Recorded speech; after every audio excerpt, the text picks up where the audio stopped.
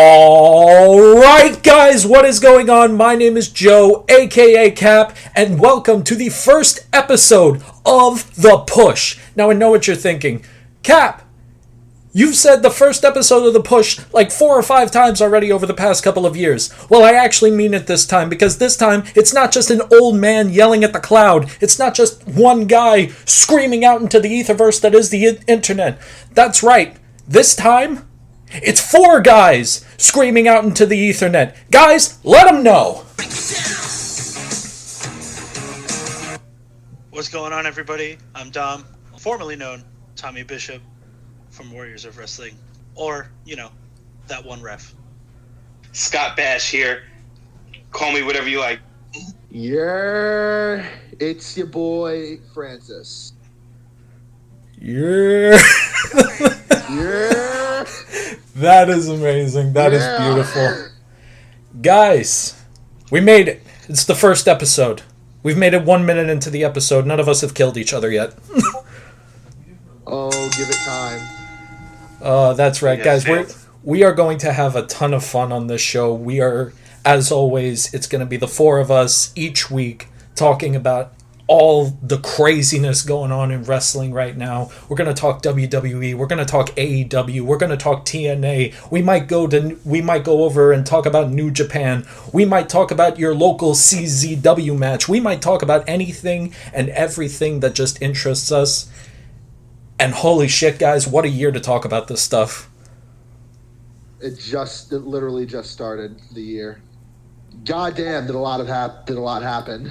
Is a lot happening, I should say. Yeah, definitely. Within the past 2 weeks, there's been a lot of, I don't want to say controversial. I don't think that's the right word, but definitely some hard-hitting wrestling news. Let's just get waist deep into it. This is our first episode, and since it is the beginning of the year, it's only January, we're only like 2 weeks into the year. By the way, Happy New Year, fellas. I thought it'd be appropriate for us to have the state of wrestling in 2024. Let's just have this conversation. So, I'm going to be honest with you. 2023 might be, at least to my memory, one of the most, I don't want to say volatile, but probably one of the most absurd years in wrestling I think I can ever remember. Definitely a fair, a fair judgment of that.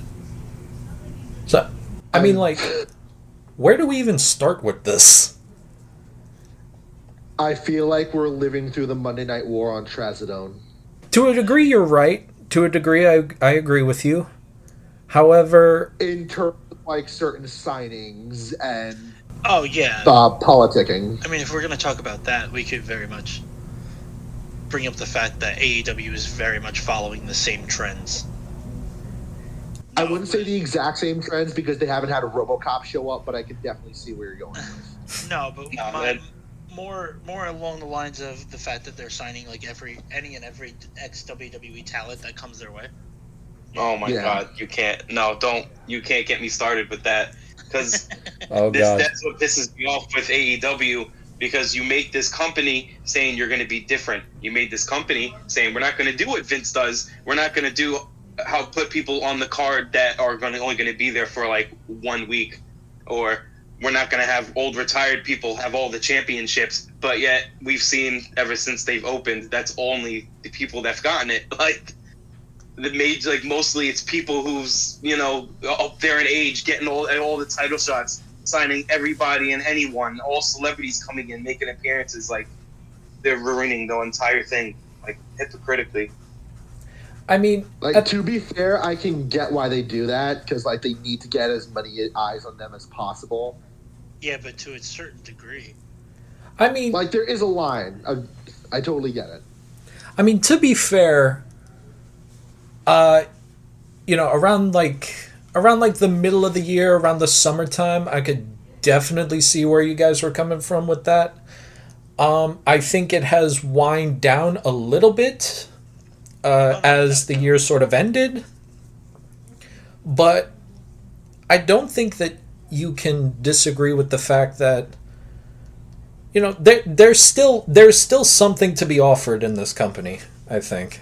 Oh yeah, no, without a doubt. I'm just saying, my main concern is like that they don't continue to follow these same trends.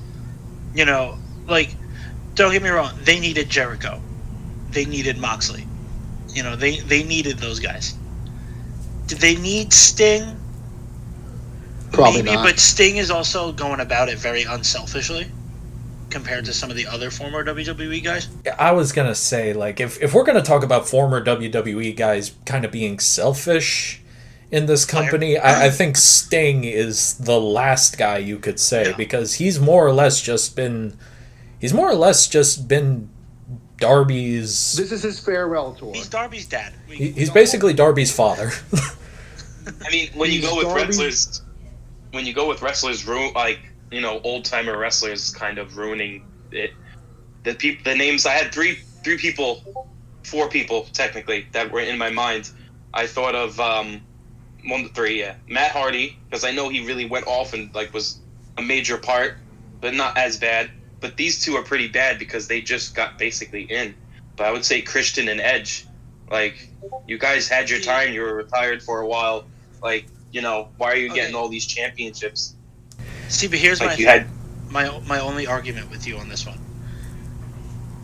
Edge, I support Edge going to AEW more than most of the other former WWE guys, just because of the fact of WWE really wasn't doing anything with him, and like, he wanted to go out. You know, 5 years ago, no one would have even considered Edge signing with any major company because of his neck. 5 years ago, we didn't even think we were going to see Edge in a ring again.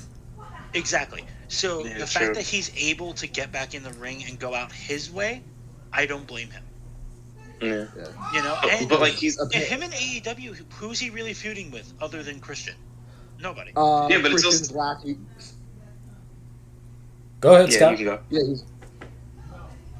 Yeah, go ahead, Scotty. I'm sorry. Oh no, because it's also like Edge also hasn't even been there like long at all. It's been like a month or two. No, but I know he just lost it, but like, he instantly was able to get a title shot just because of his history with Christian. I feel like that's the only reason he got that chance. No, yeah, but like, that's the whole thing. He went in, and Christian was running like roughshod all over whoever was going after. What was it, the TBS championship? TNT championship. The TBS is for women. Right. It's all good. Friggin' 3-letter acronym championship. Turtle Channel, the Turner Channel Championship. But you get my point. Yeah, I do. It's just a picture of Turner's face on the belt. Yeah. Please don't. Someone needs to make that now. But yeah, it's like, all I picture is, I mean, not that I picture, like, he was going after everybody. Edge showed up to stand up for everyone. Christian and his like little lackeys were like fucking with him. So him winning it, it made sense. And I'm sure I think he already dropped the belt, if I'm not mistaken. He dropped it, I think, the same day. Yeah. To Christian. Same day, like 3 minutes after. Like, it was a rough thing to look at. A big part of him going to AEW, like I said, he wanted to go out his way. Have a couple matches, have some memorable feuds, and he wanted to wrestle his friend again. Can you blame him? I don't. I would have done the same thing if I was in his shoes. I can't say I blame him, although I can't say that I necessarily agree with it either, because we talked about it. Edge and Christian just came off of a no DQ match. I don't know about you guys, but I felt my body twinging every time I saw Edge take a serious bump, because I'm just like, oh God, please don't kill him. Yeah, I mean, that's been my issue with AEW since the start, because like, we all know how, ever since the PG era of WWE, they've gotten very tame with their the way they market and show blood, or just risky bumps and things like gone are the days of a Mick Foley Hell in a Cell bump. Yeah, those are gone.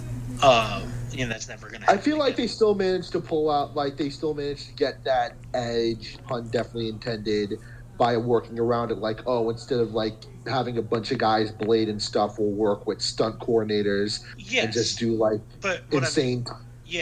But it's you could see it in terms of the production of it. It's much safer. AEW is doing. AEW I see is like a callback. Attitude Era shit. Yeah, they're doing Attitude Era bumps, which have proven to be very unsafe. And look up Darren Droznov if you want more info on that. Exactly. But on top of that, it's like they've done, at least Mox. I know Mox has done a couple of these matches, and so has oh my god, why can't I think of his name? The other guy from Brooklyn. I can't think of his name for the life of me. Eddie Kingston. Thank you. He does. They've been doing these insane unsanctioned matches or no DQs, and it's like the ring is completely covered in blood to the point where, at least for me, it's almost unwatchable. I'm like, why am I going to watch these two guys mutilate each other? It's funny. Dom, it's funny you mentioned that because I think the first night we met was at All Out. Was it All Out the first night you and I met? Yeah, for All Out. It was my old house. Yeah, and it was the Bucks and the Lucha Brothers. The Lucha Bros. And I remember the 15-foot high steel cage. The 15-foot high steel cage. The Bucks had a thumbtack shoe. Yeah, no, and that was. What? It's. I remember that. That's the other thing. It's a very different style of wrestling, and for me, I think this is why I lean more towards WWE, because WWE wrestling, at least in their main event matches and the matches that they actually give a shit about, is all about psychology and storytelling. There's no wasted movement. There's no, leaving people question why did you even do that, because it didn't do anything. Everything has a cause or a reason, and I feel like in AEW it's they're just going to get to the next spot, and I'm like, they're not telling a story, they're just filling space and doing stuff. And they have some great storytellers there. They do, and that you could tell when they have those matches. When you have a Jericho match with someone coming up, when they had Jericho and Sammy Guevara going at it, it's those were some good storytelling matches. But then you get the Bucks and Moxley, and Mox, they just want to get to the next spot. That's all they care about. And it just gets so. It is. It's just so painful. It's so painful to watch that, because it's I know you're just trying to make it look nice. Yes, congratulations, you can do a flip off the top rope. I want to see something when you do that on a consistent basis, when 90% of the matches you doing flips or you brutally beating someone open, it's all right, can we get something a little different here? Can we get some groundwork? Can we get something that's entertaining? Okay. Yeah, and that's what kills me about that kind of matches too. Sorry to cut you off, Cap, but no, it's just it's cool. When you're trying to just get to the next spot and fill time to get to the next spot, that's how you wind up destroying people's finishers, because it's you're just going to take that finisher, no sell it. I'm going to hit my finisher. We're going to do 15 super kicks and 37 thigh slaps. But why? What's the point? If there's no point to it, it's just meaningless. Well, I can tell you the point. You can kick out of a finisher, but it has to be a good reason. There has to be a good reason. I'm trying to think of, there was Cody kicking out of Roman Reigns' spear last WrestleMania. Well, I wouldn't say that's a really great example, because everyone kicks out of that shit at some point. But there's a difference. But there's a difference between the two, because AEW, it's they'll do their finisher 5 times and they'll still kick out. Yeah, but WWE, it's more but that's almost every wrestler in AEW. For WWE, there's only a select few people that will be able to kick out of a finisher, and it's basically just Roman and Brock, and that's Roman, Brock, just Cody, Seth. Yeah, and it's and the rest, it's very minor other people. Yeah. For example, for the longest time, say what you want about the character, but fucking Baron Corbin. His finisher was the most protected finisher in the WWE. It was the most protected until fucking like last year. It was the most protective finisher. I just wish it was on a better character, to be honest with you. Yeah, no, exactly. I mean, listen, you got to admit he does his job well. He does his job well. He plays characters well. I don't know. Maybe for me, it's just a personal thing. I cannot tell you whenever I have sat down in front of the TV. I've put on a wrestling event. I put on a WWE show, and I've been excited to see a Baron Corbin match. No, nobody's ever excited to see Baron Corbin, but that's how you know he's doing his job as a heel. No, not so much like I hate to see it. It's just that like it's boring to me for some reason. I think what Baron Corbin needs is what what's his name called? Damian Priest is getting. He needs to be in like it's hard because he doesn't look like someone that would be in it, but he needs to be in a faction because Damian Priest was someone like Baron Corbin. He's all right as a wrestler. He's really good on the mic. Damian Priest is an awesome wrestler. Yeah, but Damian Priest is a very good wrestler. He's a great wrestler, but he can't really speak. So he needs to build up into being a singles competitor. That's why they put him in that faction with people who can really speak on the mic. Baron Corbin has obviously his character, the lone wolf. But I think he needs to be in a faction to get a little bit more, and then he can just be great. Or like even be like the leader of like a faction, like let him be the guy pulling the strings and even that be his lackey or something, you know. Hold on. I'm just gonna be honest here for a second, fellas. I cannot believe that you forgot about the brutal 3-man faction of King Corbin and his Knights of Ruthlessness or whatever. What was that? I don't even remember that. I remember King Corbin, but I don't remember him having people with him.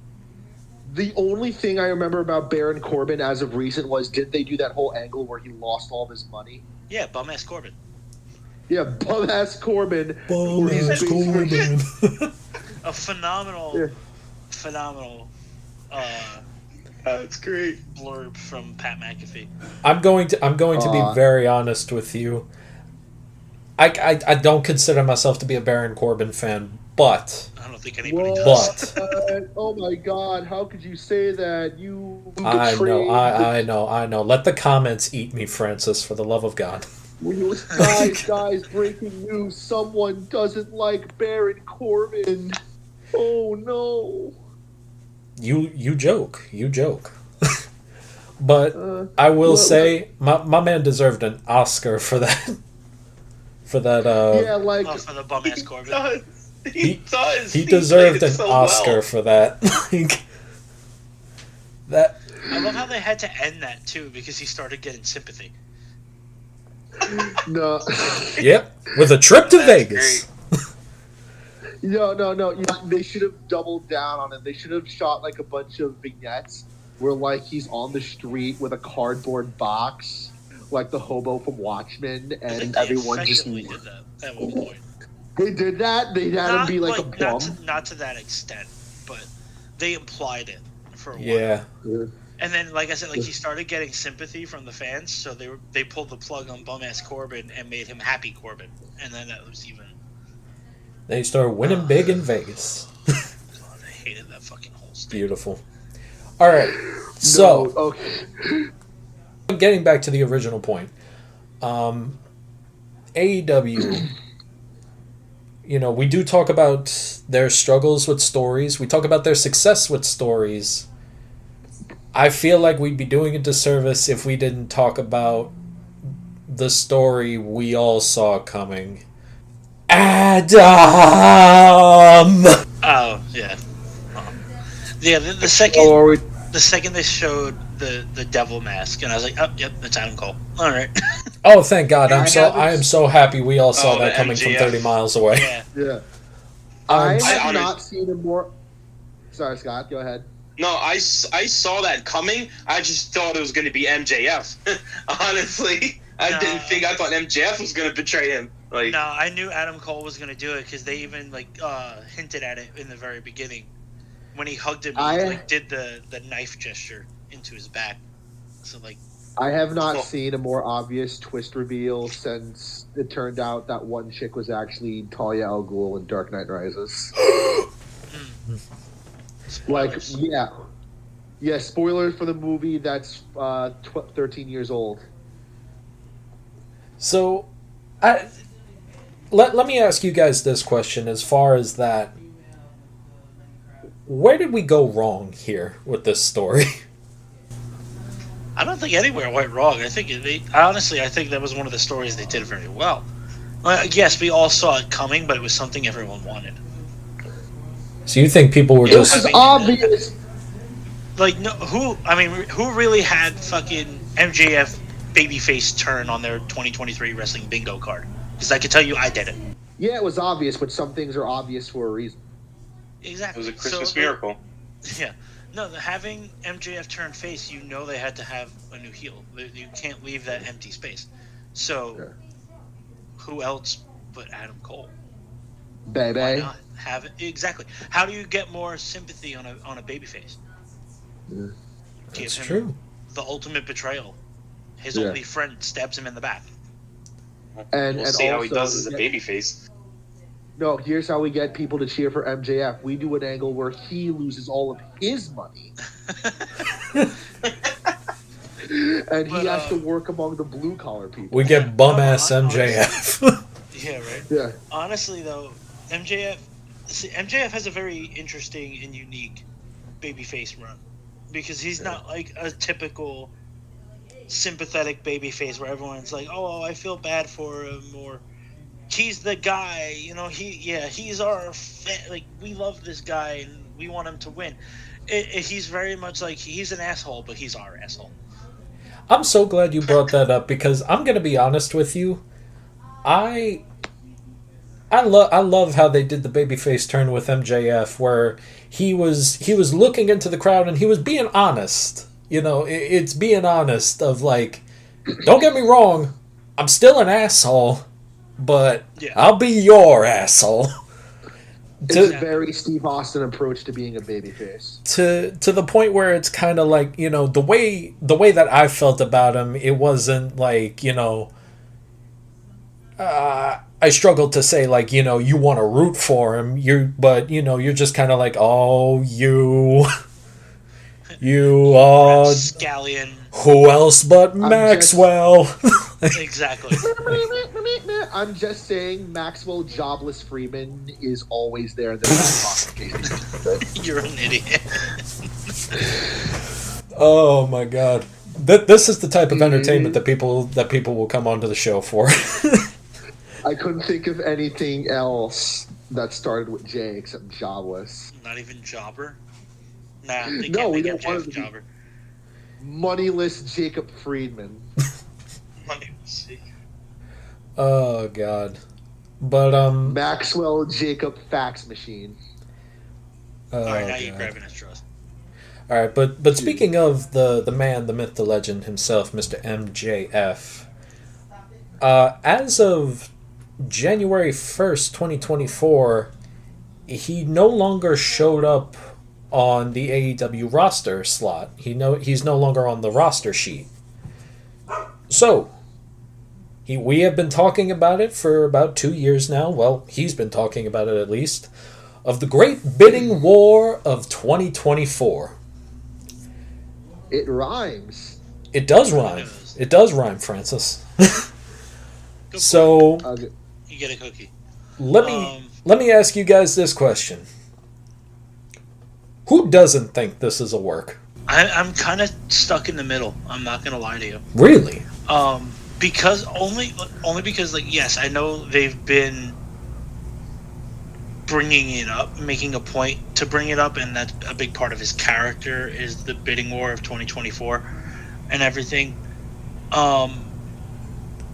So, like, normally I would say it's a work. Him getting fired for calling Tony Khan a fucking mark on live TV. I was like, it's a work. He's not fired. He's coming back. Because Tony is the only one that's crazy enough to let his wrestlers call him a fucking mark on live TV. My only issue that makes me think not that it makes me think, but it kind of evens out the odds that it might not be a work, is just the fact that Cody and Jade Cargill leaving and coming, and now Punk leaving AEW and coming back to WWE, and Vince not being in charge anymore, kind of leaves that open to maybe he would. Like, Vince not Hunter being in charge anymore is a big part of it. That's like a big piece of that puzzle there, because Hunter would go for a guy like MJF. Hunter would also go for another guy who I hopefully will be able to bring up later. So let me ask you this then. Let's say that this is real. Let's say that MJF, as of right now, as of this very minute, is a free agent. Let's say, Hunter walks up to him and he's going to WWE. He's going to WWE. If it's not a work, he's going to WWE. If it's not a work, then he's going to WWE. There's no question. Oh, okay. I see him going to SmackDown. So, but here's my question. How much of MJF is coming to WWE? It's going to be a very MJF light. They're going to have to because they're going to have to tone down the skeeviness. Yeah, because he can't get away with the things he did in AEW. There's no calling Triple H a mark. No, he's not. I mean, maybe a mark. Yes, a fucking mark. No, you ain't gonna be calling Triple H a fucking mark. Yeah, that man will tape his wrists up and put on a T-shirt and come and beat your ass. I wouldn't be shocked if he showed up at the Rumble. I'm not gonna lie to you. Yeah. But at the same time, I think it serves his best interest to stay in AEW just because he has a little more creative control over the things he can and can't say. And he's one of the top guys. And a lot more leeway. I don't see Hunter making MJF a top guy in WWE, at least not anytime soon. Definitely not at first. Because, let's face it. I could see them bringing him in and letting him go after Gunther for the IC title. But maybe the heavyweight championship in a little bit. But he's definitely wouldn't be going after Roman or Cody, depending on how Mania plays out. Scott, I could feel your eyebrow raised the second he brought up Gunther. I know. I could feel. Not Gunther. No, not Gunther. It's just the I feel like because the company was sold last year, right? It was in June 2023. Yep. Yeah. It was picked up by Endeavor. Yes. Here's the thing with what Dom was saying earlier. If MJF does go to WWE, I feel like there's a good chance we get a lot of him because this is also the company that does own UFC, and they probably let it go off in a little bit. And I think they're slowly rising it up that they're allowing wrestlers to put more vulgar stuff words into there. And if you put MJF into that fold, I feel like he could be the perfect person to make that start happening. No, yeah, I could see that. Because WWE has definitely been getting a little edgier ever since everything went down with Vince and Triple H came into charge of creative and everything. You can tell the storylines are kind of leaning more towards that ruthless aggression era type of shit. And my favorite era. Mine as well. I heard Paul Heyman. I don't know. It wasn't that bad of a curse word, but it was pretty it was something that you wouldn't normally hear on TV. I forgot what the word was, but he said it on Friday. He says schmuck. He says that's Paul not Heyman, necessarily a curse. I mean, in Yiddish it is, but yeah. But it's he gets away. Paul Heyman also gets away with it, a lot of it, because he's also in charge of creative. Him and Hunter are the main creative guys when it comes to Raw and SmackDown. Paul did refer to himself as a rambling Jew once during a promo. but I mean, but he can say that. I was gonna say he can get away with it because he's Paul Heyman. Like no matter what he says, everyone's gonna be like, you're not gonna put a filter on Paul Heyman. Yeah, sure. No, you can't filter Paul Heyman. It's never gonna work. And does anyone know if Ryan? Oh, sorry. If you do, no, Ryback probably ate a hat or something. I was gonna say I wasn't gonna say Ryback. I was gonna say Ryan Ward from NXT if he's on creative too. I think so. Because like he was. I know HBK is like the main guy on NXT now. Yeah. So if anything, Hunter probably brought Ryan Ward with him to help him book the main roster. Maybe. I don't know. All right. So, I feel like we've covered a lot of stuff in AEW. Anything else particularly in AEW that we feel like we want to bring up? Well, like my only thing about like not having MJF come to WWE is that like I feel like if they did, like Dom said, he would be MJF light, and on top of that, there's the very real possibility that he would just be dismissed as a Miz clone. I don't know, because like that is a big like fantasy booking for a lot of people, is they want to see the Miz and MJF like have especially this new Miz who's doing like crazy stuff in the ring now. Like he's doing like AJ Styles type stuff in the ring now. He's not as safe as he used to be. He's still in a very safe crisis. wrestler, but what I'm not trying to discredit the Miz. He's probably one of the safest workers in the company. I love the Miz. But I'm saying he's doing more flashy stuff instead of basic ground wrestling and figure four skull front crushing finale. Exactly, like he's doing a little more stuff off the ropes, and and I like it. I like the look. It works for him. I mean, if Cena can add to his moveset late into his career, I don't see any reason why the Miz can't. Man truly is an institution in this sport. I'm being honest when I say that. He is an institution. Miz. Yes. Yes. No, The Miz is an absolute legend in my mind. I think he's definitely, in terms of WWE, he's probably the best person on the mic. He cuts a promo and you believe every word of it. I mean, the guy has a talent. He has true charisma and can talk for days. Like, I love his promos. His in-ring work is always solid. I loved his A-lister gimmick from 2016. Oh yeah, that was one of the great. Best. But I mean, when you talk about the goats of heel wrestlers, I would definitely put him on that list. Oh, 100%. He's absolutely. Absolutely. One of the few that can get over as a heel. Like you hate him, but you love him. Not everybody has that talent to be able to get over as a heel. I agree. Yeah, not at all. And his theme song absolutely slaps. It has slapped for close to 2 decades now, I think. Yeah. Oh, God. All right, so we seem to be heading in this direction anyway, so let us walk through the door, gentlemen, to WWE. Let us walk through that door, because I feel like this is where the meat is gonna be in this episode. It is Rumble season. But I mean, speaking of WWE and doors, there is something that is a good comment to pick up here. Great segue. We're walking into that door.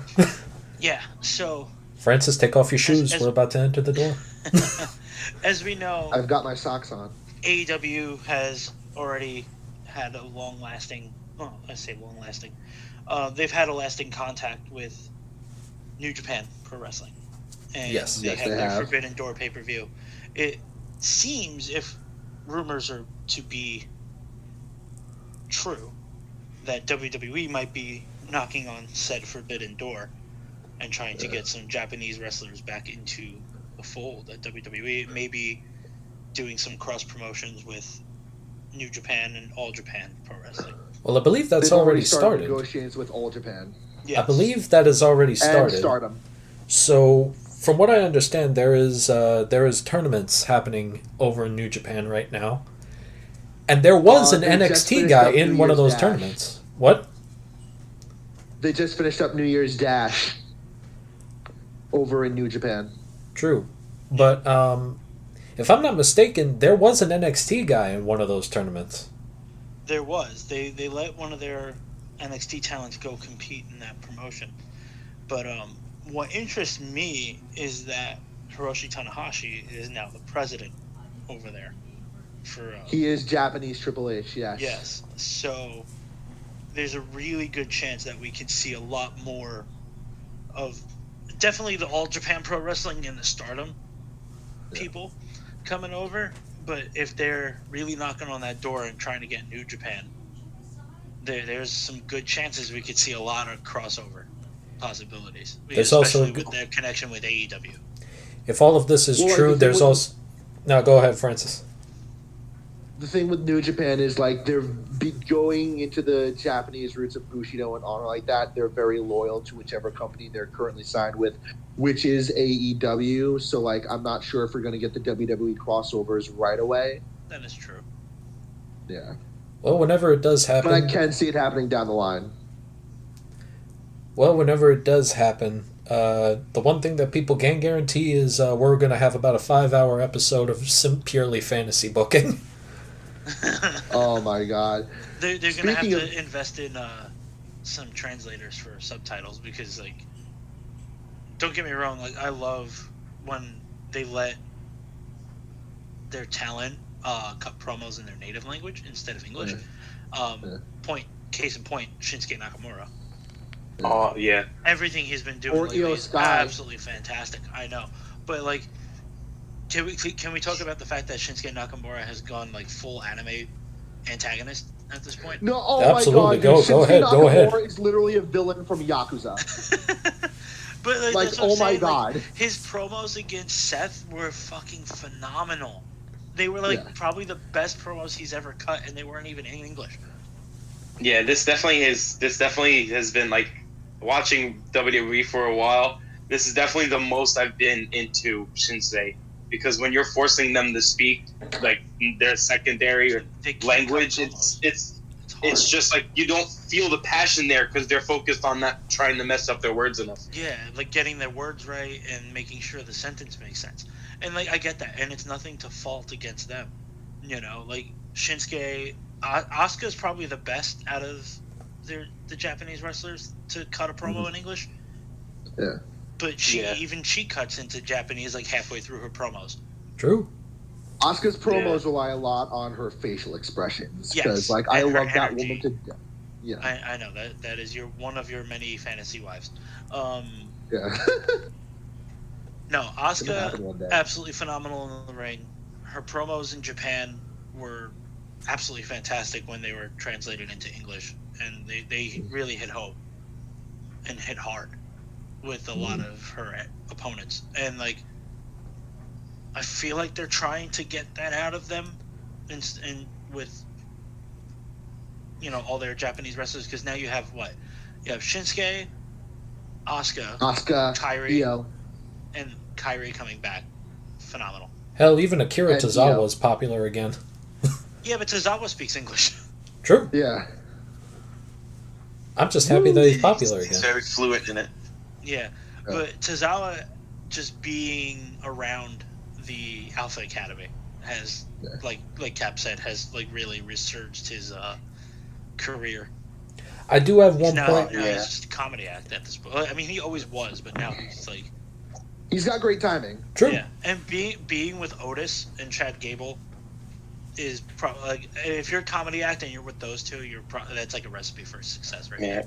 Yeah. Chad Gable alone, like, he's still young in the business, but yet he's helping people on, like, a senior type level. I mean, if you really think about it, he's really not that young in the business. Like, he's been in WWE for a minute.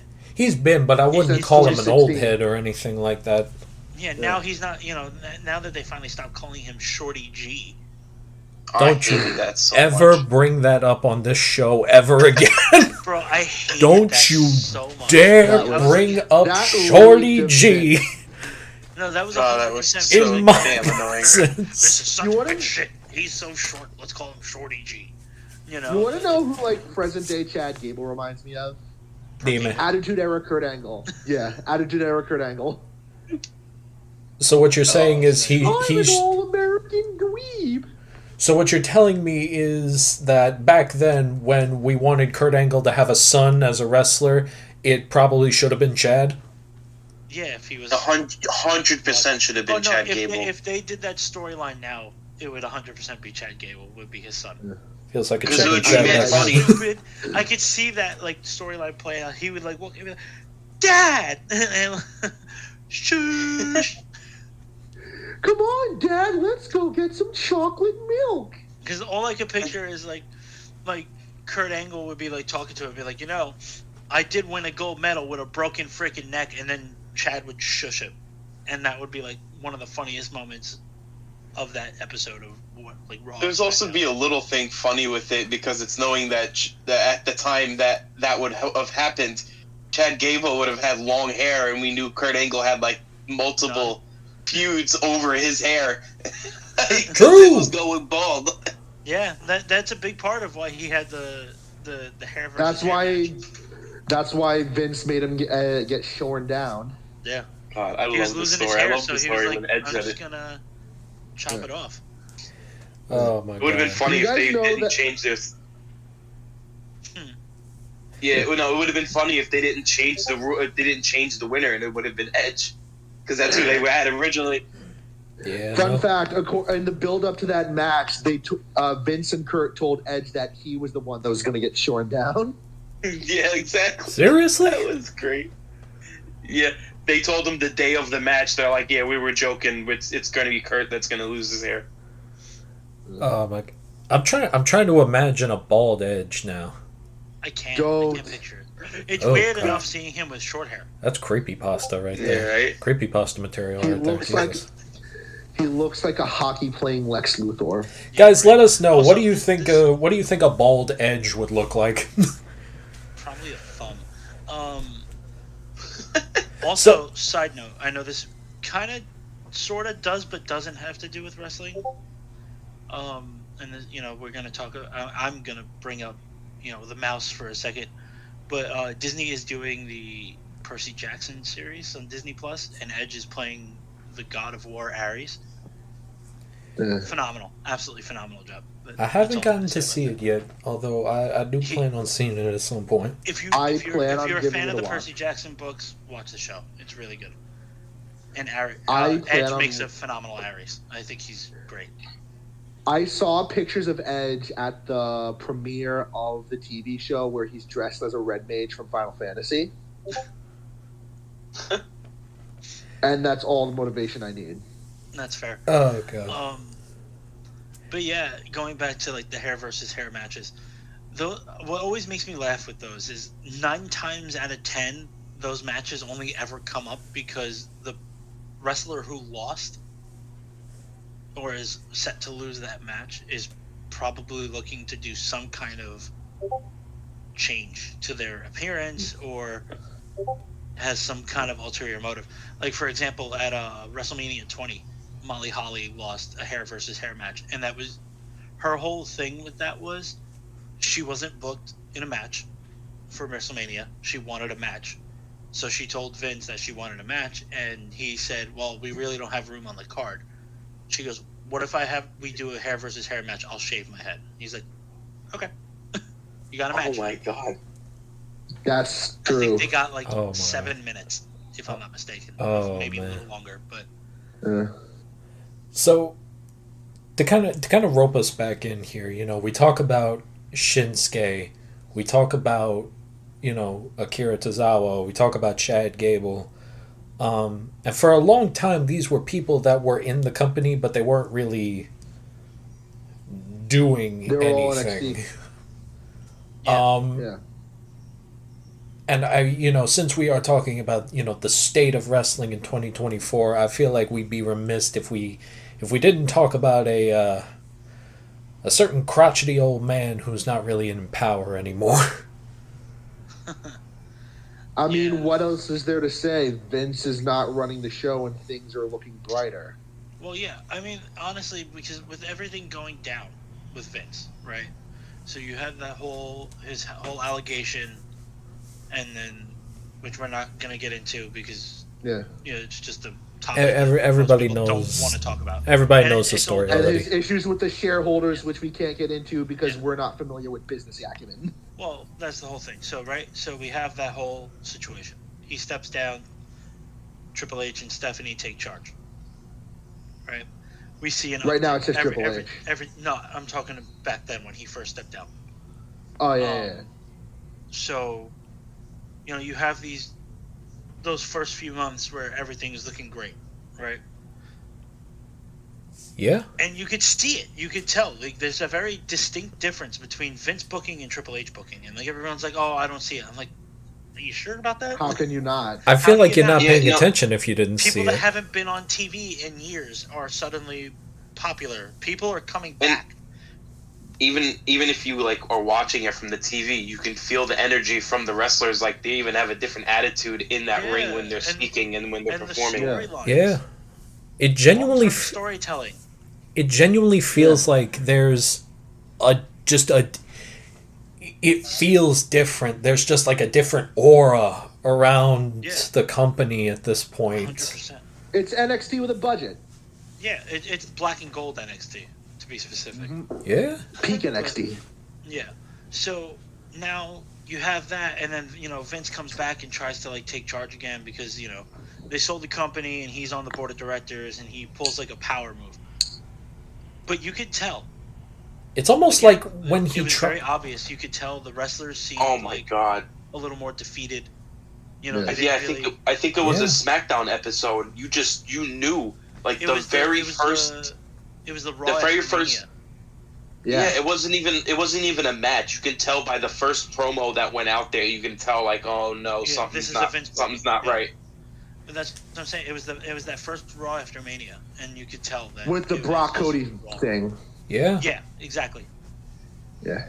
You had granted. So you have that, and now Vince is fully fired from the company, and you could tell the difference. It's just because I think that was when he sold it too. He sold it and then he weaseled his way in again. Yeah, because when he sold the company, one part of the plan, part of the deal, was that he was in the board of directors.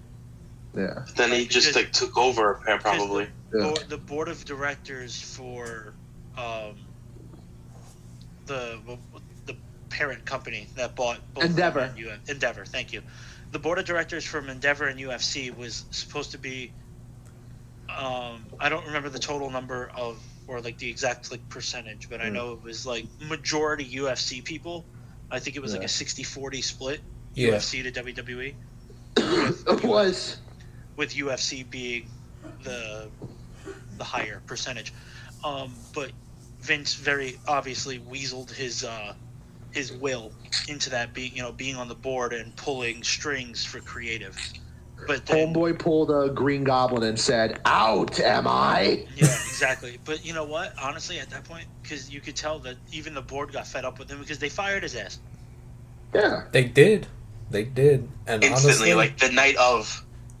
And honestly, they won my vote on that. Oh.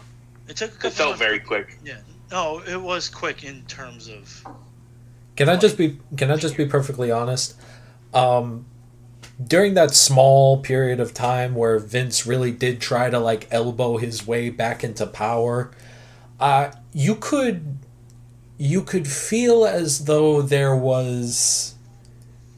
You could feel that this time it was different. He wasn't just going back there and he was pushing around anybody he felt like. There was a lot of resistance. Yes. There was a lot of people kind of elbowing back a little. Yeah, because you could tell it was very much Triple H would book his show, and then Vince would come in and change shit at the last. That was a lot of. The dirt sheets that were coming out, and a lot of big names in wrestling that always are the ones that are oh, this is what's happening backstage kind of people. And they would say Vince would be backstage at Gorilla changing stuff in the show at the last on the fly second, so no one can fix it. it's speculation that style of booking is part of the reason why Stephanie McMahon quit. Yeah. Well, I think a big part of why she quit too had to do with like the shit that Vince did in the past that she didn't want a part of. Right. So if you look at it now, there isn't a single McMahon working for the WWE right now. Unless you count Hunter. There's one by marriage. I don't. Is it? He's Hunter Hearst Helmsley, not Hunter Hearst McMahon. In all technicality, there isn't a single McMahon. There isn't a single person with the last name McMahon working for the WWE. Because, if I'm not mistaken, Shane is a free agent, technically. Yeah. I don't know what Shane's doing right now. Because Shane also, I don't think really ever had a true contract. He was just, the boss's son. Last time I remember Shane doing anything relevant was when he botched his quad. Yeah, when he Kevin Nashed himself. Oh my God! Can we talk about that clip for a second, where it just looks like his legs just rejected his body? Yeah, like a fucking baby goat, like a baby deer.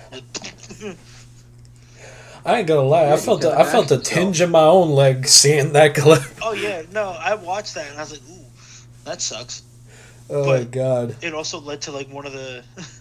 A very iconic moment of WrestleMania, fucking the Pazipos elbow. The Pazipos elbow, yeah. And my God, what an elbow it was! God, I love Snoop Dogg, man.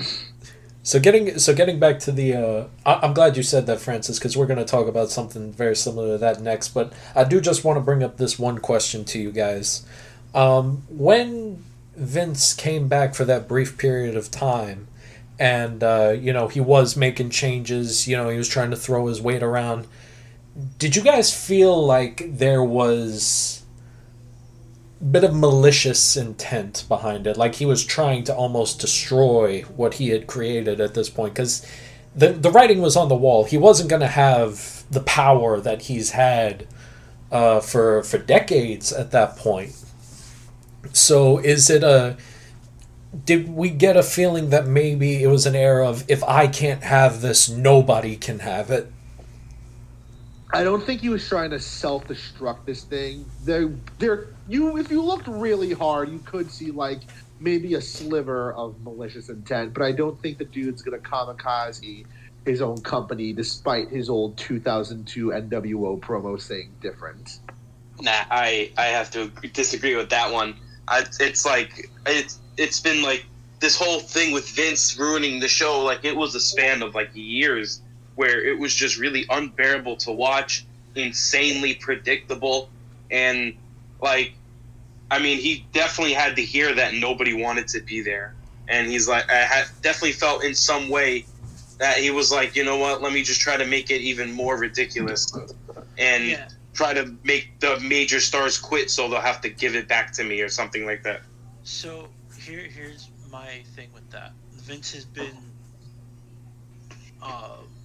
noted as saying for a fact that everyone that's ever worked for him says he does not give a fuck what the fans want.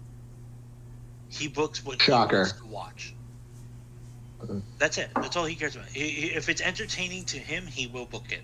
So I don't see it being malicious to the point where it's if I can't have it, nobody can kind of thing. I think it's more along the lines of you ever try to do something that a parent used to do, a hobby they used to have, but you find a better way to do it, and you're oh, kind of do it this way. It's okay, but that's not my way, so don't do it that way. Yeah.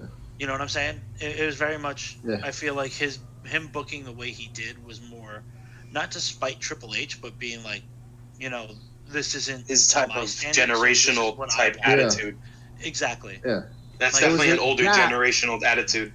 Yeah, it's not what I want, so fix it. So I'm gonna throw in my own 2 cents, and I'm gonna be honest with you. I kind of agree with Scotty here. I see where everybody's coming from, but I think we have to also consider who it is we are talking about here. We're talking about a guy who, We're talking about a guy who, if there is one, sexy bitch. If there is one true thing in this world that Vince McMahon cared about, it is power. It is his will. It is his own power that he cared about. And people can make the argument of, well, no, it wasn't like that, like in the 90s or anything like that, or like during the Attitude Era, it was really about, building the company and all that stuff. And you know what? You might have a point, but I mean, I feel like it'd be naive to say that this man was, just so willing to give up control of his company because he had been caught in the act and stuff like that. I feel like it'd be naive to think that way. So by no means did I think he was willing to give up the company. So like I said, my main thing was just he does what he wants because he was the boss, and that was it. Exactly, and no, you can go first, Cap. So it feels like when he was forced to step down, it was kind of that, and I can't believe I'm saying this. Francis brought up the perfect example with Sam Raimi's Green Goblin, where you can perfectly see Vince being in that position of, do you know how much I've sacrificed? Type deal. I'm something of a booker myself. Oh God.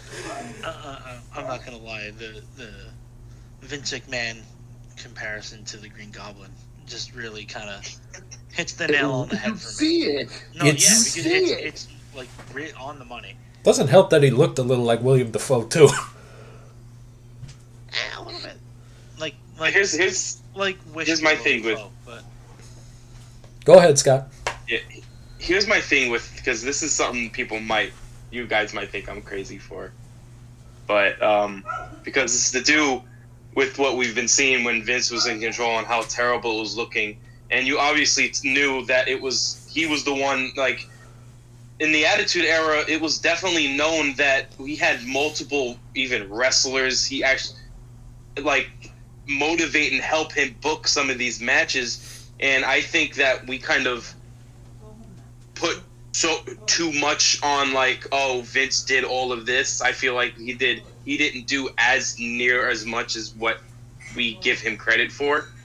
Because... Oh, no, absolutely. You're absolutely right. Because he also... had Triple H obviously in there. He had Shawn Michaels that was helping him out. He definitely had Stone Cold helping him out. Like, he had multiple people helping him out. But then when he got to a point when they left, he's just like, all right, now I can do it.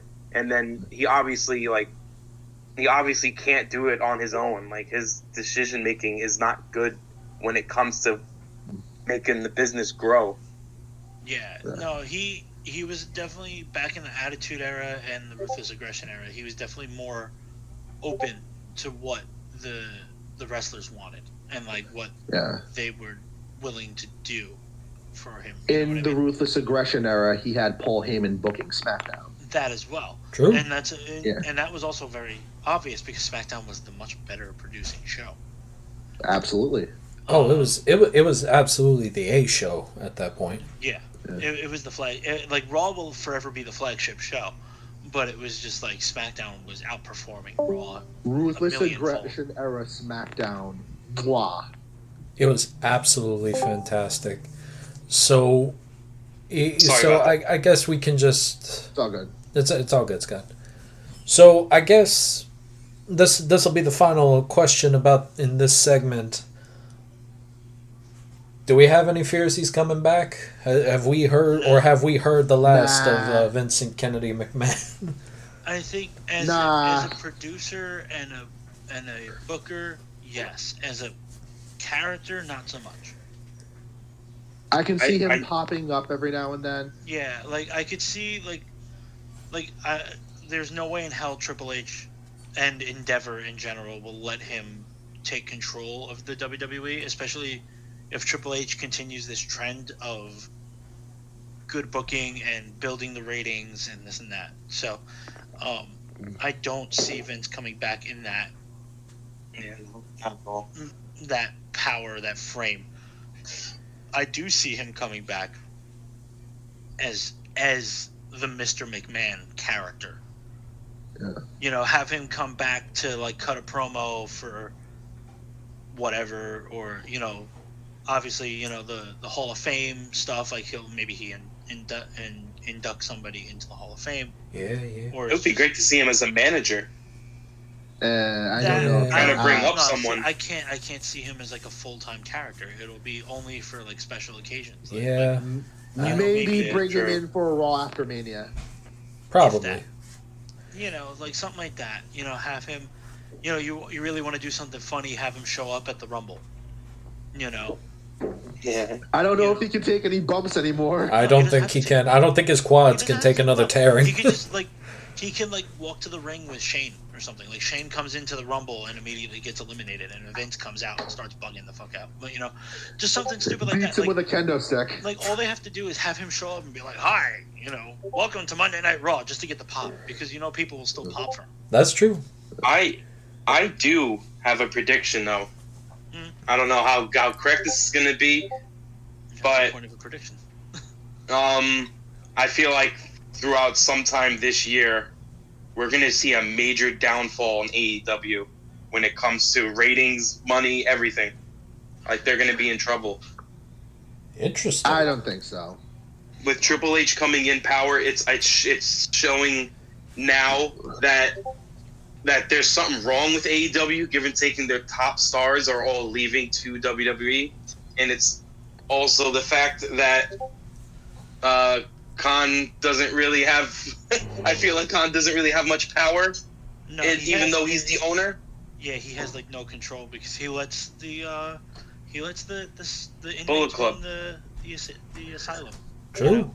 He wants to be. I told you this a while ago. He wants to be everyone's boss and their friend. And it doesn't work. Yeah, like you said, he's the Michael Scott of wrestling. But, if there was absolutely nothing effectual about Michael Scott. You did.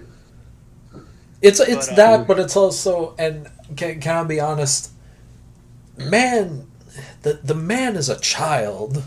He is. He is a child. He's a child playing with his wrestling action figures, doing fantasy bookings. But you know what? Some people like that shit, and there's nothing wrong with that. No, there's nothing wrong with it. And again, I feel like we'd be remiss if we, sat here and pretended like there was absolutely nothing entertaining going on in AEW. Oh no, 100%. But I wish there was less beef between WWE and AEW, because I would love to see them work on angles together. Well, I'm going to be honest with you. Work on an invasion angle. That would be. Can you imagine that? Do the invasion angle, but right. Yeah. Can you imagine they did an invasion, right? WWE invades AEW and Cody leads the charge. Can you imagine how insane that would be? That would be incredible. But I'm gonna be honest with you, man. They're and I'm just gonna throw in my 2 cents here. People need to calm down with this. The brand warfare. Yeah. People need to calm their asses Tony down. Khan is the perfect example of someone who needs to calm the fuck down with the brand war, because there is no war outside of his mind. How the hell are wrestling you going? Is wrestling. I mean, for the love of God, Tony Khan did more for Jinder Mahal in 1 week than WWE has done for him in 2 years. Yeah, at least 2 years. Let's try 10. Yeah. I also feel like you don't want don't get into a brand war. Don't do it, because you're gonna go after WWE. And I also feel like WWE also has they're not fully on the gas pedal. They can definitely bring it up more if they need to. They could, but they don't need to.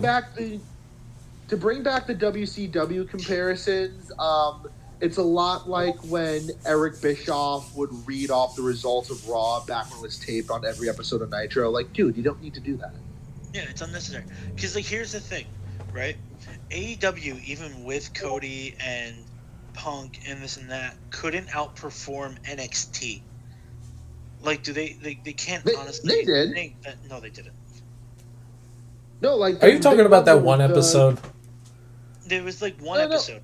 On a week-to-week, on average, NXT had almost better ratings. I want to say, consistently better ratings. There were several episodes where AEW had it because they were like, CM Punk's coming back.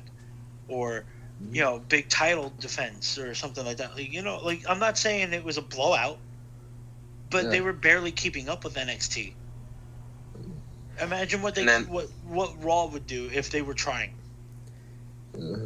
So if they're trying now, yeah. Well, they are. Actually, no, they are trying now. They are trying now because look at what they did. They were like, and it wasn't even Raw; it was NXT. NXT had to move to Tuesday one night because of the MLB playoffs, I think. Yeah. Or that some playoffs. They had to move to it was the MLB playoffs because it was like in October. They had to move to Tuesday. So what happened? Fucking Cody Rhodes, Asuka, Seth Rollins, John Cena. There's so many big names. Undertaker. John Cena went down to 8 NXT. Yeah, because Seth Rollins had a match with Braun Breaker that night for the heavyweight championship. You think they planned that out ahead of time? No. They found out that AEW was going to be on Tuesdays, and they were like, move everyone down to NXT. Seth, you're working in Braun Breaker. Yeah. It did stop as soon as they stopped doing that. Yeah. So now that you mention it. So there is an element to this conversation that I feel like I'll be the one to bring this up. I'll be the one to open this, rip off this Band-Aid. How much of this brand war do you think is also fueled by the fan base? Oh, it's like that's not what I thought. The fan base. Like 80% of it. Yeah, there's gonna be 99.9. Yeah, but if you're gonna introduce multiple brands of anything, the fans are always gonna be divided. Yeah. We all have a common factor. Yes, we all love pro wrestling, but some like WWE, some like AEW. Some people don't give a shit and will watch any. But there's always going to be like those people that are like, oh, fuck AEW or fuck WWE because this and that. It was definitely a lot more vocal when AEW was first coming into the main scene. Yeah. I mean, it didn't help. You had Cody and the Bucks and Jericho taking digs at WWE at every chance they could. Yeah. Yeah. Which I still find really funny that Triple H even let Cody come to the WWE after everything he did. Oh, we're gonna get into something very similar to that in a little bit. It's funny, before the announcement of AEW being formed, Triple H wanted to sign the Bucks, and he was going to have Being the Elite be an exclusive on the WWE Network. Yeah. Is that true? Yeah. Yes, it is. Triple H thought that the bit they did on Being the Elite where they pretended to be him was very funny. See, that's the thing. I know, Triple H could take a joke when it comes to that kind of stuff. So that's, that doesn't surprise me. But, well, if you think about it, Triple H also made a little bit of a career out of making jokes at other people's expense. I was about to say, he's a founding member and a leader of D-Generation X. I'd be surprised if he wasn't. Yeah. So, no. When it comes to Triple H specifically, I feel like he's kind of just letting them do whatever right now, that's cute and stuff like that. Yeah, because AEW is not a threat right now. Because he is, I feel like he's somebody who can take a joke. Because it'd be kind of hypocritical for him to not be able to stand having jokes at his expense. And you know what? On top of that, in my opinion, having AEW around has made WWE content way better. Yeah, can I be completely honest? And this is going back to, I can't remember if Dom or Cap said this, but and I'm sorry, I feel like Triple H would much rather AEW be with them than against them. Doing that whole crossover invasion show or working together instead of going at each other's throats. I don't. As much as I would love to see that, I don't see it happening with Tony Khan in charge. I don't think that Tony Khan is mature enough to be able to handle something like that. Yeah. They would have to sell the company to somebody else, and then they could possibly do it. But then the Bucks would probably leave. Kenny Omega definitely would leave. Because like the Elite have like such an issue with WWE because they got rejected by WWE, so they're like forever butthurt. Which is they're weird, probably worried. They're probably worried that if they go to WWE, that they're going to realize that the only reason I was successful is because the only reason I was a successful wrestler is because I didn't go to WWE and show that I'm not really that good. See, that's I don't think that's gonna work. Yeah, that's not definitely like Omega. Definitely not a worry. Omega's probably one of the best, if not the best worker in the industry. Period. I'd even argue that the Bucks aren't even that much of a worry. Yeah. But it's just like their issue, I feel like, with WWE is they're very vanilla compared to like their character. Like they have no characters; they're just themselves.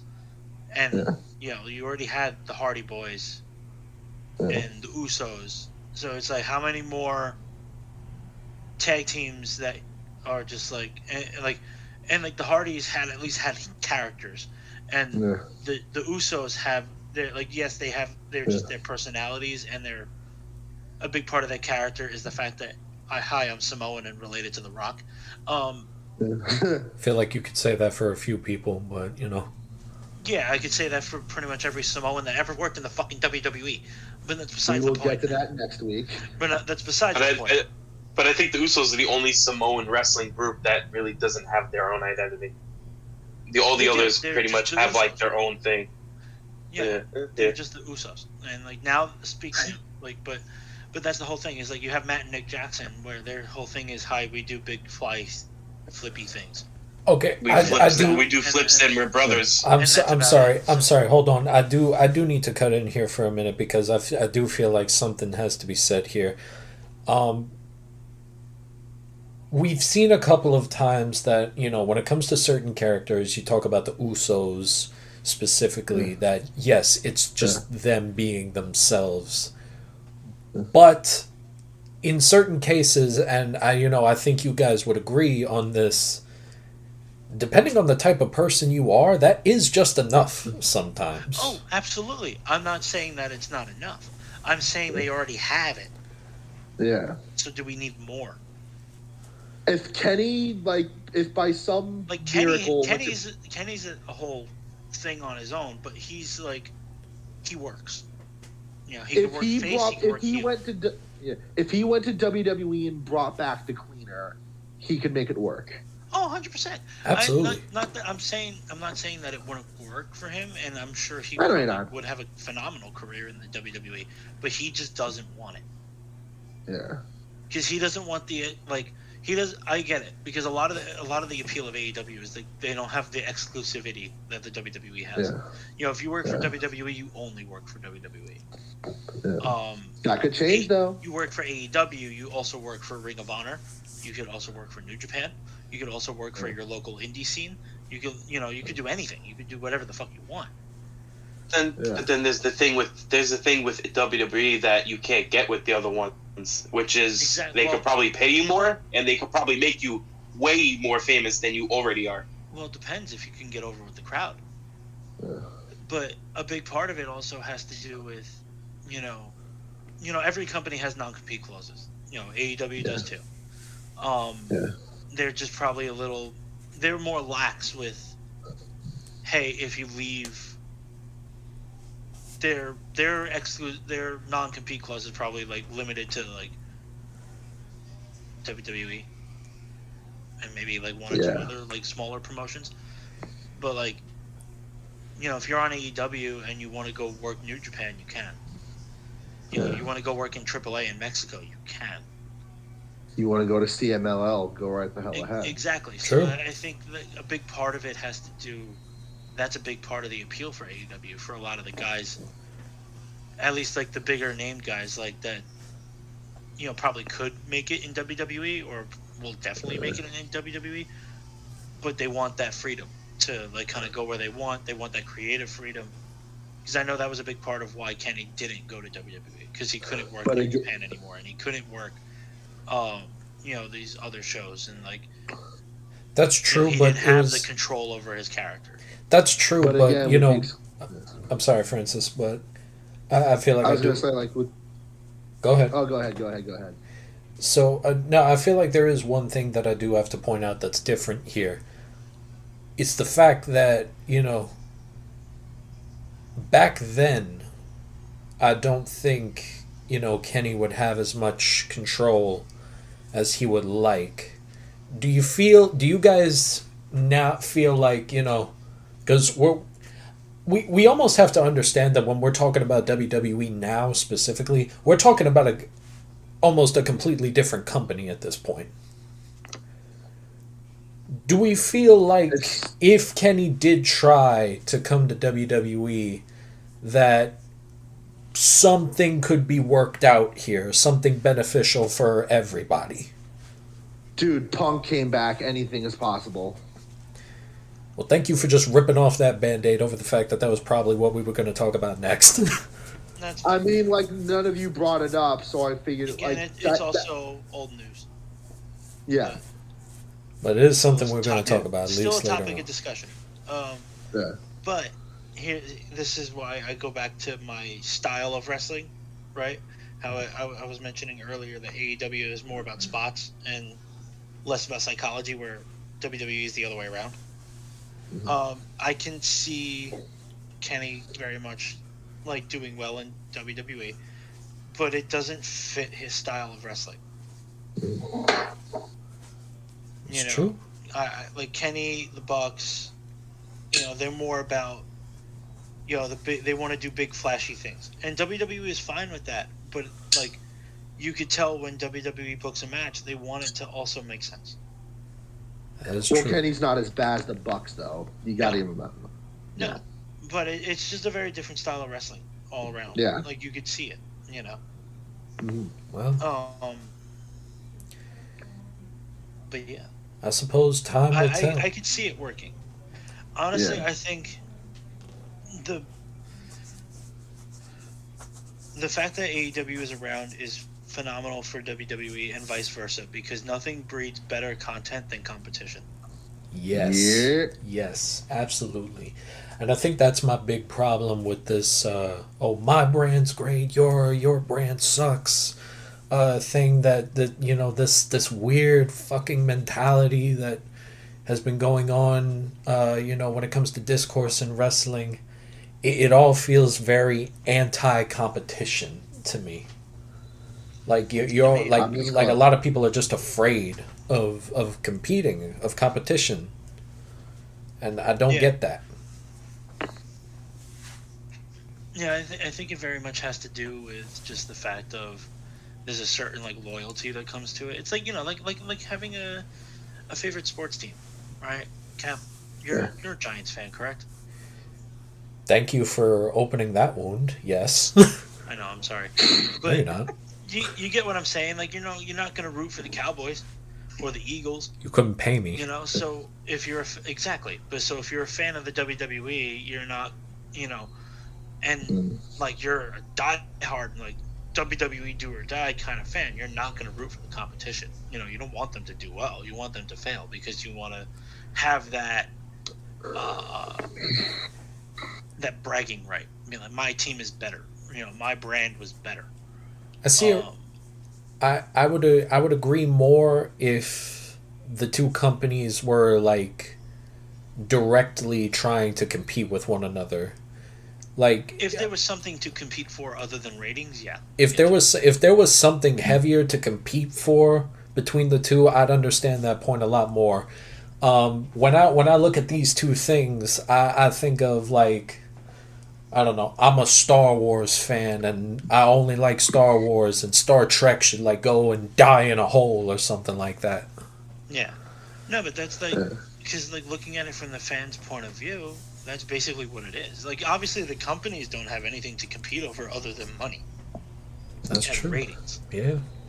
But to the fans, it's everything. Yeah. Yeah. So I get that. That at least that's how my brain perceives it. That's the way I look at it. Yeah. Not a bad way to look at it. Not a bad way at all. You know, but like someone like me, I'm always a Steelers fan. You know, I'm gonna rip off that Band-Aid. Preach. But like, I've never been. You know, I'm only with like select teams that I won't root for. Like, I won't root for the Ravens because they're my rival, obviously. But like, or the Browns. I won't root for division. But that doesn't stop me from rooting for another team just because I enjoy football just in general. I like watching football. I like watching hockey. So I'm gonna watch it either way. No matter who's playing. So it's like I'm the same way with wrestling. Like, I'm gonna watch WWE and I'm gonna watch AEW. I would watch more New Japan if it was on like basic cable and didn't need like. It used to be, but I don't know what happened to that channel. I don't need a VPN to go watch New Japan. Yeah. Speaking of things being on TV again, can we talk about TNA for a second? Oh, the company that won't die? Let's talk about that. Let's talk about TNA. TNA is back, people. I don't understand how they're still around. It's like they have like a 200 fan like stadium every time, and it's like, how are you still in business? Nobody watched. Like, I don't hear anybody saying. Because there are three things, Scott. Because there are three things in this world that will survive a nuclear war: cockroaches, Twinkies, and TNA wrestling. That's what. I knew you already told me. I knew the first two. I was like, it's definitely cockroaches and Twinkies. Those are three things that would survive a nuclear war. It will never die, Scott. It's like the wrestling version of. It's the wrestling version of Futurama. Every time we think it's done, it comes back out of nowhere. Oh man! And not only are they back, was doing like traveling house shows and things like that, but I'm shocked to see them back on TV. And not only are they back, but they got some talent on this show. They got some people on this show. I'm just gonna just get. Yeah, say it. You can say it. Go for it. Nick Nemeth, people. You don't know who Nick Nemeth is? It's because you know him from a different name. Dolph Ziggler is in TNA. You said his other name and it sounded weird. Yeah, because now he's going by his government name. So he's going by his government name now, Scott. His government name. Government name. His government name. I feel like this is perfect for both areas in this. For TNA, we finally have a wrestler that, like, of course they had other big wrestlers, even bigger wrestlers before, but I feel like Vic Ziggler brings a certain energy and a certain type of vibe when he wrestles and when he does promos. Yeah, appeal that you just want to watch him. Absolutely. And so that will help TNA out because that will make people want to watch TNA. And that'll also help Ziggler out because this might actually help showing him be like, hey, there was a reason I'm a champion. I was a WWE champion in WWE. I still deserve to be on that level even though I wasn't shown that in WWE. Exactly. I can see this reigniting his passion. Oh, it is. Yeah, I could tell from this past weekend it would. Yeah. But even if you just take him out of the equation for a minute, they've had some people running this show for a while. I'm just gonna throw some names out here. Josh Alexander. The guy is one of the craziest freaking athletes I've ever seen. A guy who's been running around the independent scene for a little while right now. You guys might have heard of him, Mr. Speedball, Mike Bailey. Had match of the year with Will Ospreay last year.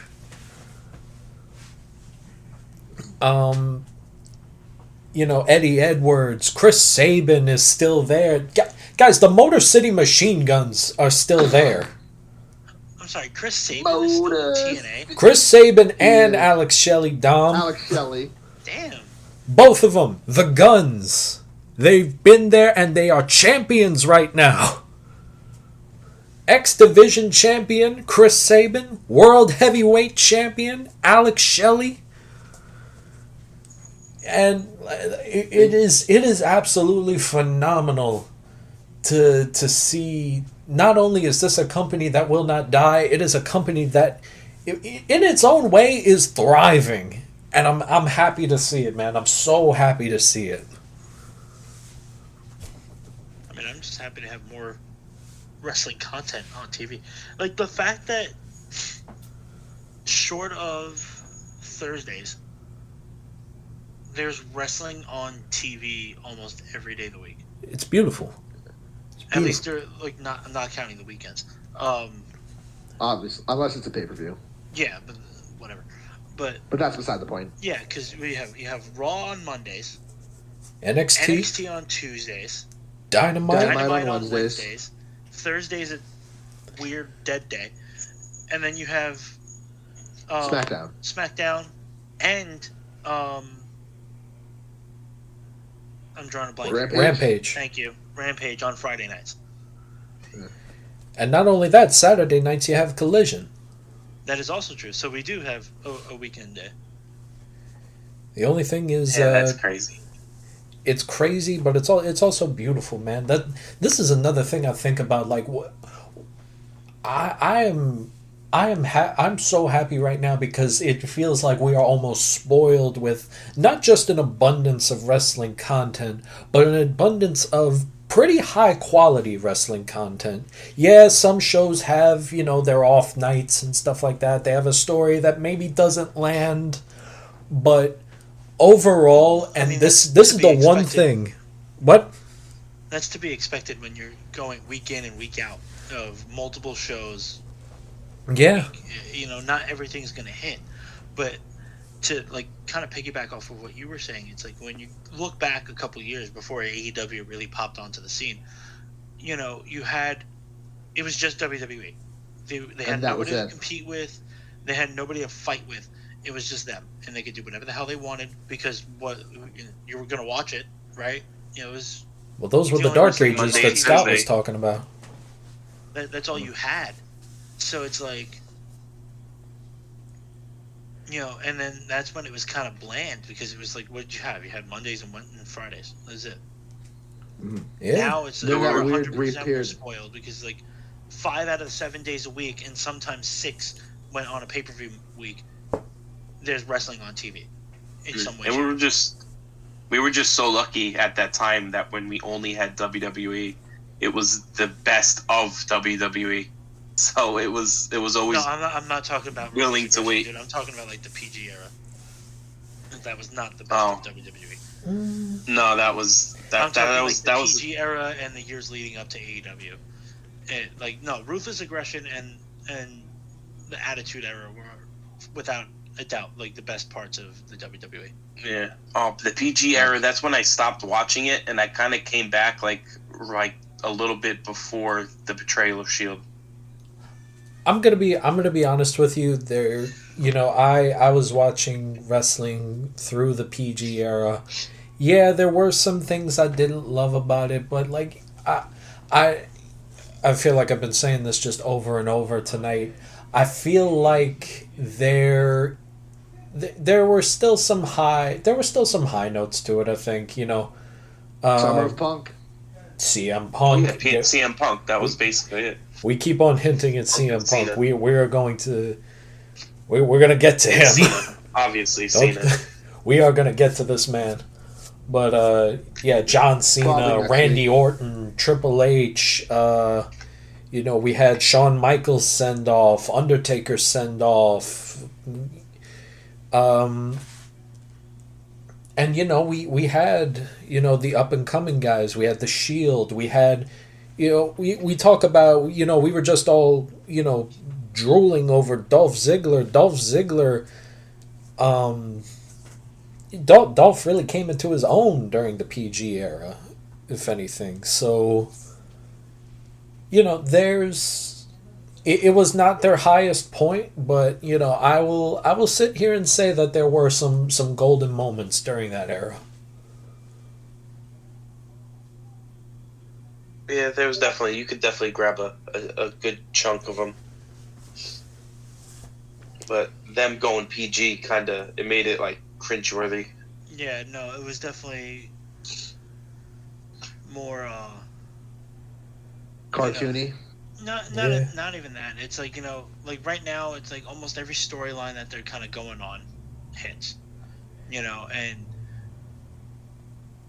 during that PG era and like leading up to like that New Age era before AEW, it took a lot more to really kind of hit home, and like really kind of get invested in that kind of storyline, just because it was like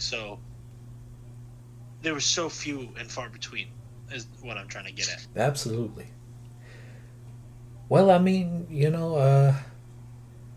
there's not really much else to say, so I guess we'll wrap up the show here, guys. Thank you everybody for being a part of it. Yeah, well, actually, there is one more thing we should probably talk about on this episode. The resurrection of the Divas Championship and why it needs to happen at WrestleMania 40. No, shut up. I feel like you know why.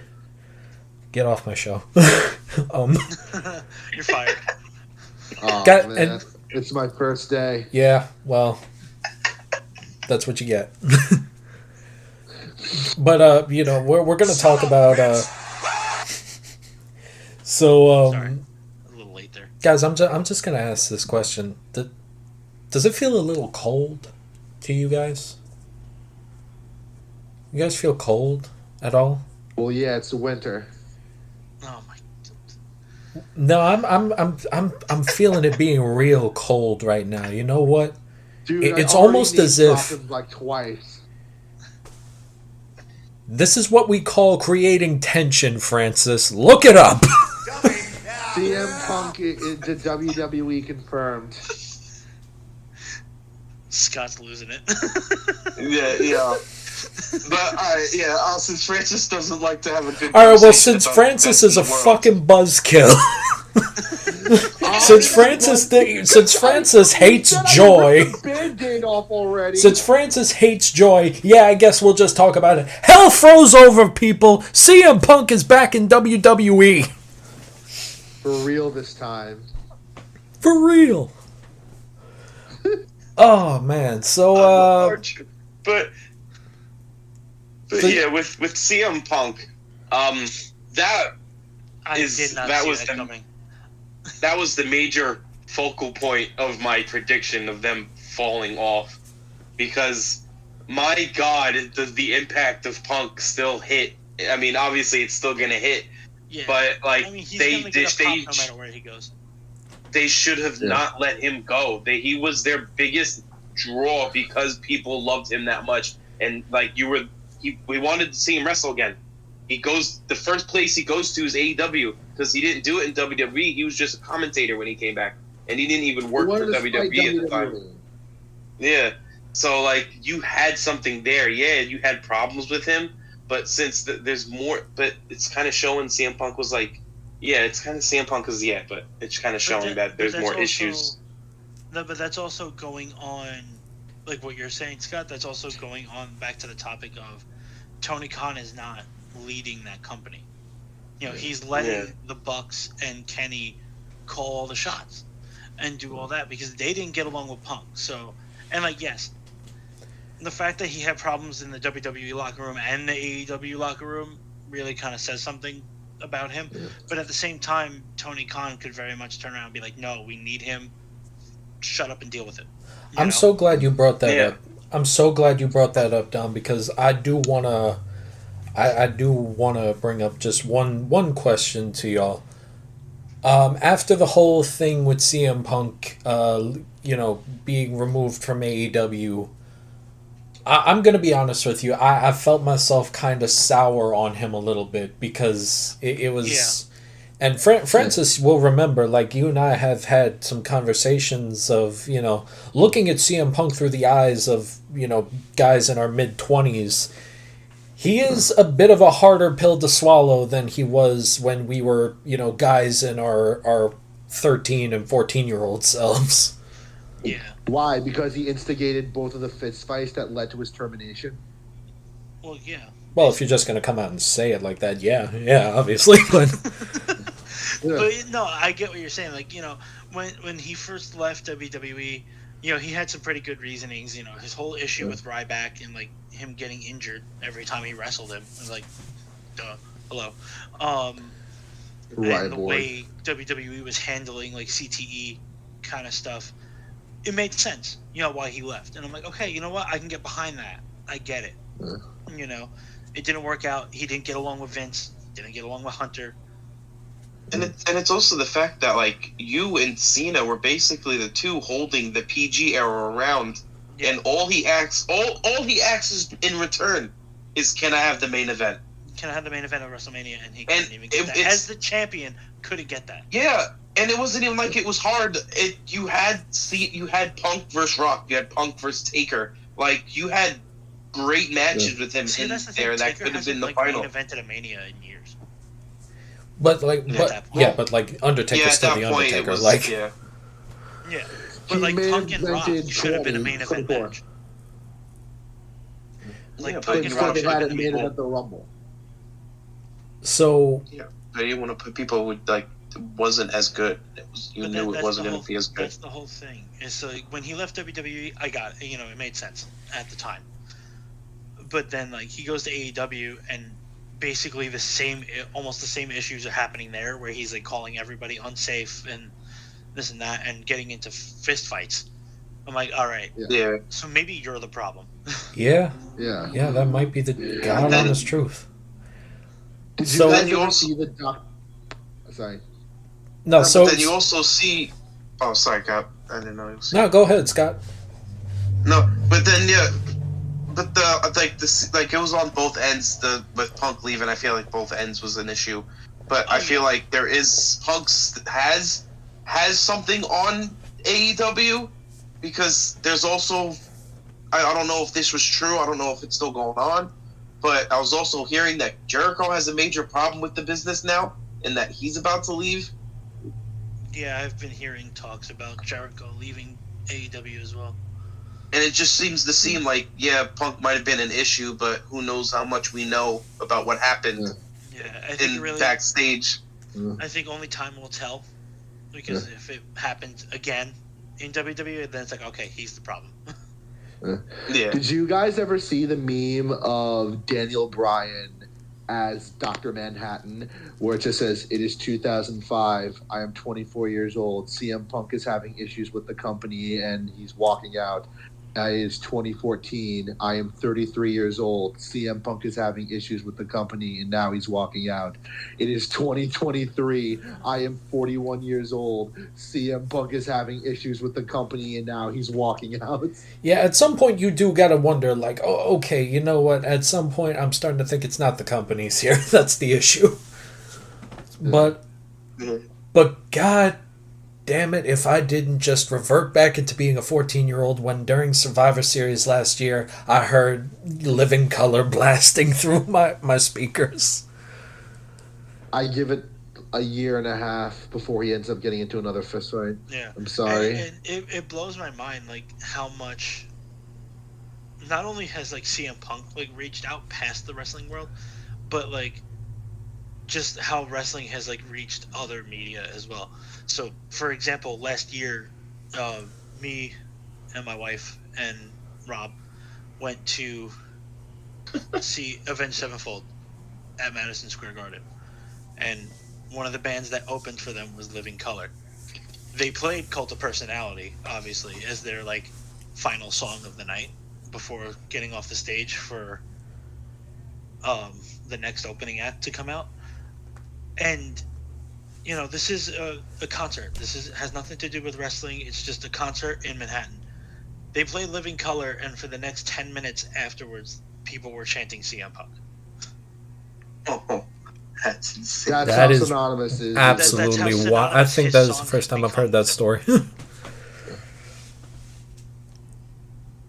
That is absolutely wild to hear, man. But what was wild to me was just the fact that Living Color was still touring. First off. Well, yes, that. But also the fact that, like... And opening for Avenged Sevenfold. I was like, wait, what? Well, that as well. Play that one song we all know. Oh, God. It's basically their version of Play Sale. So exactly. But it's their version of anyway. Here's a cult of personality. Exactly. But yeah, getting back to it. But yeah, it was in fact a cold day in hell a few months ago. Hell, in fact, froze over, and because I'm not gonna lie, when he left. And everyone was like, he's going back to WWE. I was like, no, he's not. No, he's not. He fucking hates Hunter. There's no way he's going back to WWE. And then they hit his music. I was like, son of a bitch. God damn you. So, like, just when I think I know what I'm talking about for once, you had, but that was only to fucking prove me wrong. But that was only the second best return of that night. Oh, no, I know. Randy Orton coming back was... No, not Randy Orton, R-Truth. Shut up. Damn it, Scott. He's been a golden gem ever. He's been a golden gem ever since he came back. Like I just love watching Raw. I think SmackDown, right? Also, the no, he's on Raw. Does not seem to age. He's on Raw, by the way. Yeah, Raw. I just love watching Raw just for that. He looks too good for a man to be almost 60. Let me ask you something. R-Truth. Let me ask you guys something. R-Truth, is he just the best comedy act that we've seen? Yeah, without a doubt. He is 100%. Hands down right the best now, comedy yes. act that WWE has. Like, I'm speaking specifically for us, specifically our generation. Is R-Truth just the best comedy act that we've seen in professional wrestling? Oh, yeah, without a doubt. Yeah. Like, he's lasted longer than all the other acts. Yeah. But because he's continuously funny. And I'm not even gonna lie. I saw that video package of him with the Judgment Day last week, and